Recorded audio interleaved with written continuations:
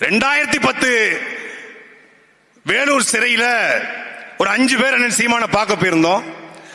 அப்போ எங்களை யாருக்குமே அவருக்கு தெரியாது, நான் துரைமுருகன் அப்படிலாம் தெரியாது அவருக்கு. அப்போ 5 பேர்ட்டுமே பேசுறாரு. இந்த பக்கம் பேரறிவாளன், இந்த பக்கம் அண்ணன் ராபர்ட் பயாஸ், நடுவுல அண்ணன் உட்கார்ந்துருக்காரு. 2 பேரும் அந்த வெள்ளை சட்டை போட்டிருக்காங்க, தண்டனை சிறைவாசினால. அண்ணன் ஒரு சாதாரண ஒரு டி ஷர்ட்டை போட்டு உட்கார்ந்து பேசுறாரு. எனக்கு இந்த நாட்டோட முதலமைச்சர் ஆகணும் அப்படிங்கிற பெரிய கனவுலாம் ஒண்ணும் இல்லப்பா. ஒரு மாவட்டத்துக்கு மது அருந்தாத, புகைப்பிடிக்காத ஒரு 100 பேர் இருந்தா போதும். இந்த நாட்டுல மிகப்பெரிய மாற்றத்தை நான் உருவாக்குவேன். நான் ஒன்னே ஒண்ணு உங்களுக்கு எல்லாம் உறுதி அளிக்கிறேன்டா. நான் வரதுக்கு 6 மாசம் ஆகலாம், 10 மாசம் ஆகலாம்.